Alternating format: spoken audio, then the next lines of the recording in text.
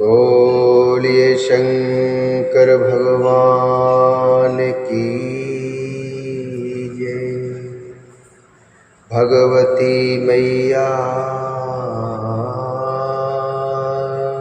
की जय। श्री शिव महापुराण के अंतर्गत रुद्र संहिता जो कि द्वितीय संहिता है और इसके खंड पार्वती खंड जो कि तृतीय खंड है।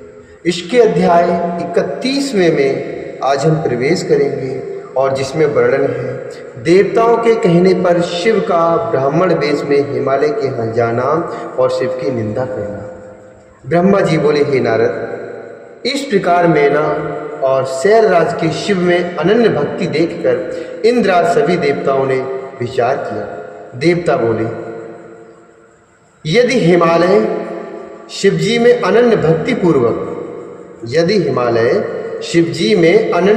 पूर्वक शंकर जी को अपनी कन्या देंगे तो भारत में अवश्य ही निर्वाण पद प्राप्त कर लेंगे। एकांत भक्त्या शैलश्चेत कन्या तस्मै प्रदास्यति। ध्रुवं निर्वाणतां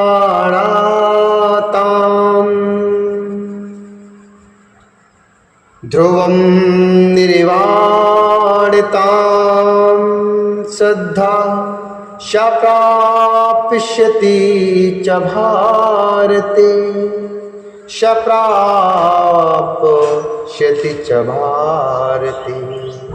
अनन्तिरत्नाधारश्चेत् पृथ्वीं त्यक्त्वा प्रयास्यति। रत्नगर्भाभिधा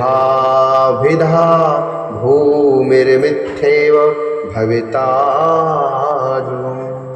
देवता बोले, यदि हिमालय शिवजी में अनन्य भक्ति पूर्वक शंकर जी को अपनी कन्या देंगे तो भारत में अवश्य निर्वाण पद प्राप्त कर लेंगे।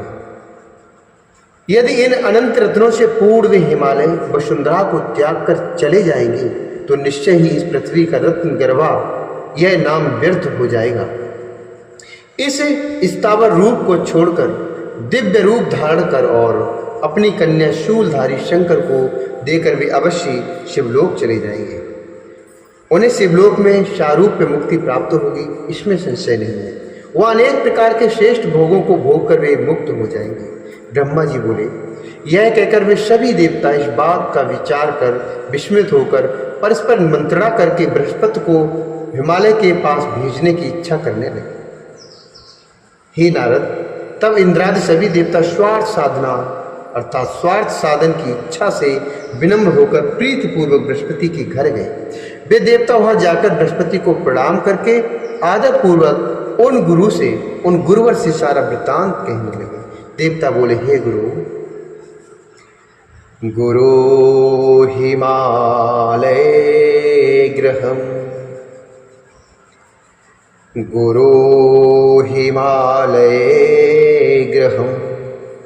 गच्छास्मत्कार सिद्धे तत्र गत्वा प्रयत्नेन कुरु निन्दां च शूलिनः। तत्र गत्वा प्रयत्नेन कुरु निन्दां च शूलिनः। पिनाकिना विना दुर्गा वरं नान्यं वरिष्यति। अनिच्छया शुतां दत्त्वा फलं तोड़ं लभिष्यति। देवता बोले, हे गुरु, आप हम लोगों की काय सिद्धि के लिए हिमालय के पास जाइए और वहां जाकर प्रयत्न पूर्वक शिव की निंदा कीजिए। पार्वती शिव के अतिरिक्त किसी अन्य का वर्ण नहीं करेंगी और वे हिमालय बिना इच्छा के ही अपनी कन्या पार्वती का विवाह शिव जी के साथ करेंगे और शीघ्र ही इसका फल प्राप्त कर लेंगे। हे गुरु, हम लोगों की इच्छा है कि हिमालय अभी पृथ्वी पर निवास करें, अतः आप अनेक रत्नों को धारण करने वाले उन हिमालय को पृथ्वी पर स्थापित कीजिए। ब्रह्मा जी बोले, हे देवगणों, ब्रह्मा जी बोले, देवगणों की यह बात सुनकर बृहस्पति ने अपने कानों पर हाथ रख लिया और शिव जी का नाम स्मरण करते हुए उन्होंने इस बात को स्वीकार नहीं किया।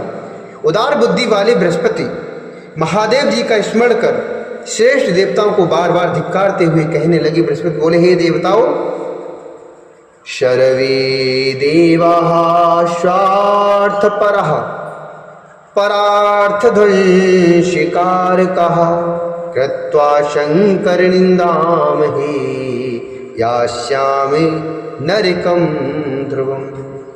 कृत्वा शङ्करनिन्दामहे यास्यामि नरकं ध्रुवम्।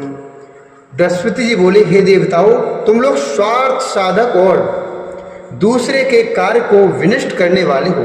शंकर जी की निंदा करके मैं निश्चित रूप से नरक चला जाऊंगा। इसलिए आप लोगों से कोई हिमालय के पास जाकर हिमालय को समझाकर अपना कार्य सिद्ध करे, जिससे वे अनिच्छा पूर्वक अपनी कन्या शिव जी को देकर भारत में निवास करें, क्योंकि भक्ति पूर्वक कन्या देकर वे निश्चित ही मोक्ष प्राप्त कर लेंगे। बाद में सप्तऋषि पर्वतराज को समझाएंगे कि यह पार्वती शिव जी को छोड़कर दूसरे किसी का वर्णन नहीं करेगी। अथवा हे देवताओं, आप लोग इंद्र के साथ ब्रह्मलोक को जाएं और अपना सारा वृत्तांत ब्रह्मा जी को बताएं, वे ही आप लोगों का कार्य संपन्न करेंगे। ब्रह्मा जी बोले, यह सुनकर और विचार कर वे सभी देवता मेरी सभा में आए और प्रणाम कर आदर पूर्वक अपना सारा वृत्तांत उन्होंने मुझसे निवेदन किया। हे मुने, तब देवताओं की उस शिव निंदा विषयक बात को सुनकर वेद वक्ता में दुखी होकर उन देवताओं से कहने लगा। ब्रह्मा जी बोले, हे वत्सो, नाहं कर्तुं क्षमो वत्सः शिव निंदामि शुद्धशाहम्। नाहं कर्तुं क्षमो वत्सः शिव निंदामि शुद्धशाहम्। शम्तिद्वयनाशरूपां च विपदाम बीजरूपिणी। ब्रह्मा जी बोले, हे वत्सो, मैं शिव जी की दुष्चाय निंदा नहीं कर सकता हूँ, क्योंकि शिव जी की निंदा संपत्ति का विनाश करने वाली एवं विपत्तियों का कारण है। इसलिए हे देवताओं, आप लोग कैलाश पर जाएं और शिव को संतुष्ट करें तथा उन्हीं को हिमालय के घर भेजिए। वे ही स्वयं हिमालय के घर जाकर अपनी निंदा करें, क्योंकि पर निंदा विनाश के लिए और आत्मनिंदा यश के लिए कही गई है। ब्रह्मा जी बोले, वे देवता मेरी बात सुनकर प्रेम से मुझे प्रणाम कर श्री गिरी शैलराज कैलाश पर्वत पर गए। वहां जाकर शिव जी को देखकर सिर झुकाकर शिव जी को प्रणाम करके वे हाथ जोड़कर सभी देवता उन शिव जी की स्तुति करने लगे। देवता बोले, हे देव देव, हे महादेव, हे कौड़ा शंकर प्रभु, हे शंकर। देव देव महादेव करुणाकर शंकर, वयं त्वां शरणापन्नः कृपां कुरु नमोस्तुते।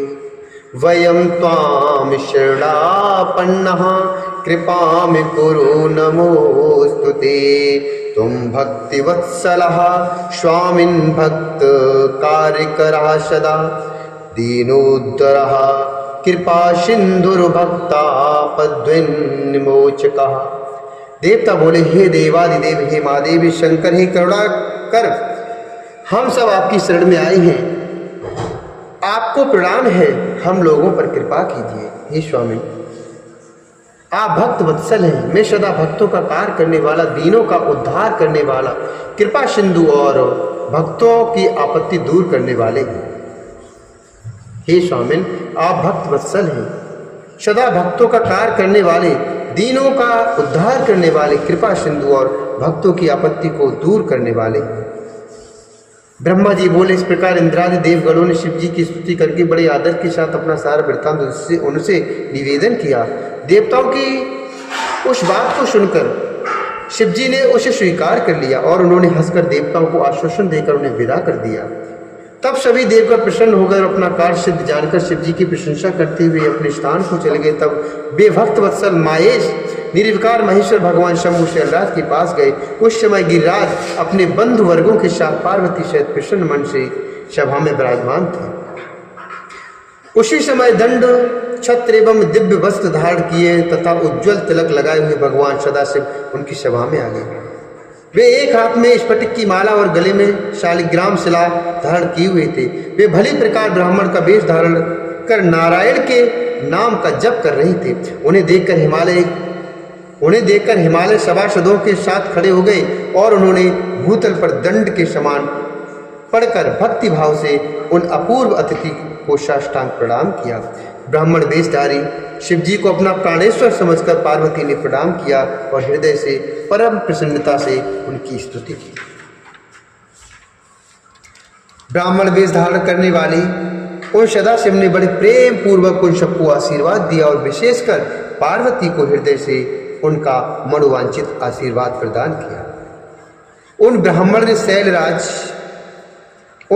ने शैलाधराज हिमवान के द्वारा बड़े आदर के साथ दिए गए मधुपर्क आदि को प्रेम से ग्रहण किया। हे मुनि, इस प्रकार प्रेम पूर्वक उन द्विजेंद्र का विधिवत पूजन करने के पश्चात पर्वत श्रेष्ठ हिमालय उनका कुशल पूछने लगे। पर्वतराज ने उनसे पूछा कि आप कौन हो? तब विप्रेंद्र गिरिराज से आदर पूर्वक शीघ्र वचन कहने लगे। विप्रेंद्र बोले, हे गिरिश्रेष्ठ, मैं बुद्धिमानों में श्रेष्ठ वैष्णव ब्राह्मण हूँ। ब्राह्मणोऽहं गिरिश्रेष्ठ वैष्णवो बुद्धिसत्तमः घटकीं वृत्तिमाश्रित्य भ्रमामि धरणीतले मनोयायी सर्वगामी सर्वज्ञोऽहं गुरोर्बलात् परोपकारी शुद्धात्मा दया सिंधुर्विकारः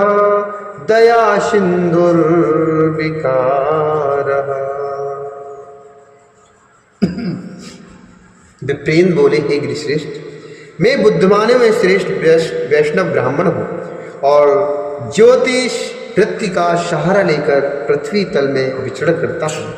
मैं अपने गुरु की कृपा से मन के समान सर्वत्र चलने वाला, सर्वत्र गमन करने वाला, सर्वज्ञ परोपकारी, शुद्ध मन वाला, दया सिंधु तथा विकार का नाश करने वाला हूँ।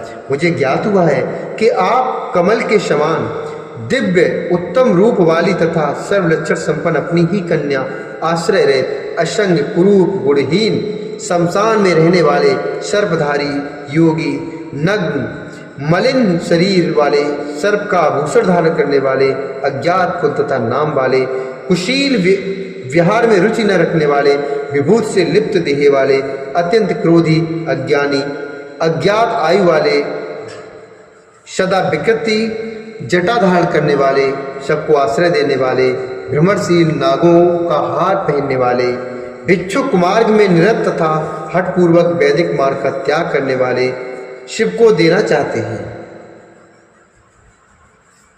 हे हिमालय, आपका यह अटल विचार अवश्य मंगलदायक नहीं है। नारायण कुल में उत्पन्न तथा ज्ञानियों में श्रेष्ठ गिरिराज, आप इस पर विचार कीजिए।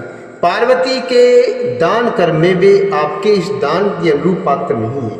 बड़े लोग इस बात को सुनकर आपकी हंसी करेंगे। देखिए, उनका कोई बंधु बांधव नहीं है और आप पर्वतराज हैं। उनके पास कुछ भी नहीं है और आप रत्ना करें, रत्नों का भंडार है आपके पास। हे शैलाधिराज, आप पार्वती को छोड़कर इस विषय में बांधवों से, मेना से, पुत्रों से और सभी पंडितों से प्रयत्न पूर्वक शीघ्रता से पूछिए। हे गिरिसत्तम, रोगी को सर्वदा औषधि अच्छी नहीं लगती।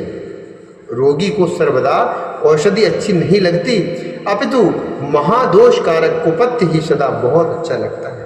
ब्रह्मा जी बोले, ऐसा कहकर नाना प्रकार की लीला करने वाले विप्र रूप से प्रसन्नता पूर्वक भोजन कर शांति चित्त होकर शीघ्र अपने घर चले गए। इति श्री शिव महापुराणे द्वितीयाम रुद्र संहितायां तृतीय पार्वती खंडे शिव माया वर्णनम नामैक त्रिंशोऽध्याय। इस प्रकार श्री शिव महापुराण के अंतर्गत द्वितीय रुद्र संहिता के तृतीय पार्वती खंड में शिव माया वर्णन नामक 31वां अध्याय पूर्ण हुआ। बोले शंकर भगवान की जय। श्री हरिनारायण भगवान की जय। भगवती मैया की